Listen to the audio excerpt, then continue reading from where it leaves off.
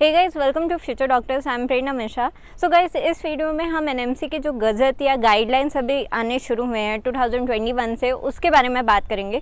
तो गाइस, क्या है कि अभी ये जो गज़ट है, अगर आप इसको फॉलो नहीं करते हो, इसमें जो गाइडलाइंस दिए हैं उसको फॉलो नहीं करते हो, तो जब आप इंडिया आओगे आपको यहाँ पे अब नेक्स्ट एग्जाम देना पड़ेगा, जो कि 2023 से लागू हो गया है। अभी तो पहले FMG देना पड़ता था, लेकिन अब नेक्स्ट एग्जाम है। तो आप अगर इन गाइडलाइंस को फॉलो नहीं करते तो आप उस एग्ज़ाम में ही नहीं बैठ पाओगे, उस एग्ज़ाम के लिए आप एलिजिबल ही नहीं रहोगे।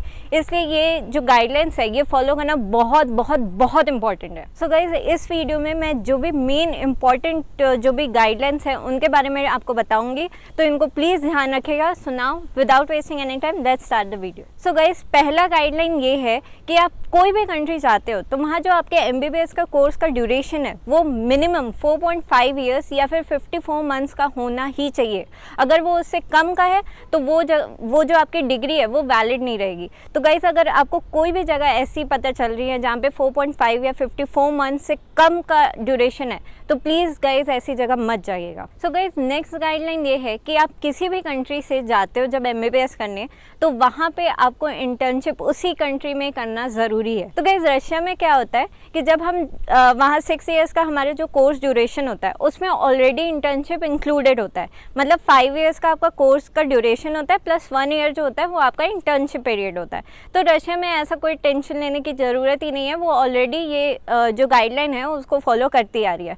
अब कजाकिस्तान, किर्गिस्तान की बात करें तो वहाँ पर पहले 5 ईयर्स कोर्स ड्यूरेशन होता था, लेकिन अब उसको बढ़ा के भी 6 ईयर्स कर दिया गया है, क्योंकि अब इंटर्नशिप इंक्लूड करना है, तो मतलब टोटल ओवरऑल वो भी 6 ईयर्स हो गया है। गाइस, नेक्स्ट गाइडलाइन अब ये है कि आप जिस भी कंट्री में जा रहे हो आपको वहाँ पे फुल्ली इंग्लिश यूनिवर्सिटी में ही स्टडी करना है। अगर आप बाइलिंगुअल कॉलेज में या फिर फुल्ली रशियन या कोई और लैंग्वेज वाली यूनिवर्सिटी में जाते हो जहाँ पे इंग्लिश के अलावा कोई और लैंग्वेज में भी पढ़ाया जा रहा है, तो वो डिग्री आपकी वैलिड नहीं रहेगी। तो आप जो भी यूनिवर्सिटी चूज़ कर रहे हो वो फुल्ली इंग्लिश ही होनी चाहिए, तभी उसकी वैलिडिटी होगी। गाइज, नेक्स्ट गाइडलाइन ये है अब कि 18 नवंबर 2021 के बाद से जितने भी बच्चे अब बाहर फॉरेन में जा रहे हैं वो फुल्ली इंग्लिश यूनिवर्सिटी में जाएंगे। अगर मान लीजिए आप कोई बाइलिंगुअल या फुल्ली रशियन या कोई ऐसे अलग लैंग्वेज में टीच करने वाली यूनिवर्सिटी में जाते हैं, तो और फिर आप ये सोचते हैं कि हाँ हम यहाँ से ट्रांसफ़र ले लेंगे, तो गाइज़ आप ऐसा नहीं कर सकते हो, क्योंकि अब ट्रांसफ़र वैलिड नहीं है।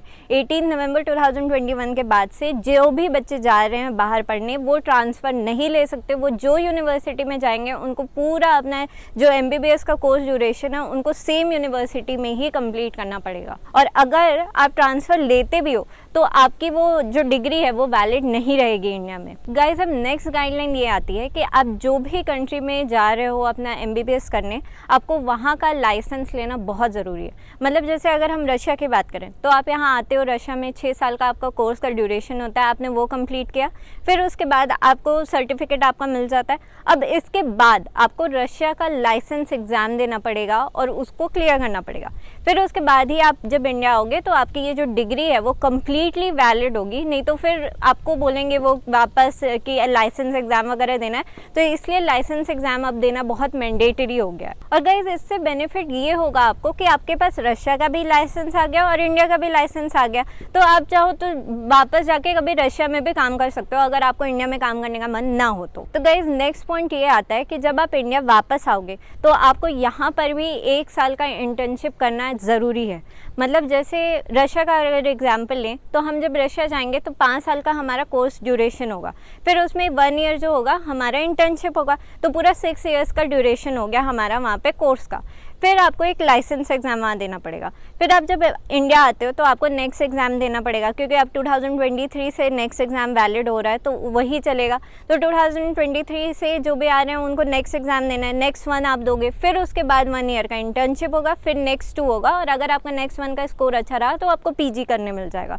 तो ये अब एक नए प्रोसेस स्टार्ट हो गए हैं। सो गाइस, आज के लिए इतना ही। सो गाइस, ये पॉइंट्स को प्लीज़ ध्यान में रख के ही कोई भी यूनिवर्सिटी या कोई भी कंट्री सेलेक्ट कीजिएगा, नहीं तो फिर आप ही का लॉस है इसमें। हम पे तो ये रूल्स लागू ही नहीं हो रहे, 2021 के बाद से जो जा रहे हैं उन पे ये लागू हो रहे हैं। तो आप लोग प्लीज़ इन बातों का ध्यान रखेगा। And that's it. And please don't forget to like, share and subscribe my channel, and also don't forget to hit the bell icon below to get all the notifications of my channel. So see you in my next video. Bye bye.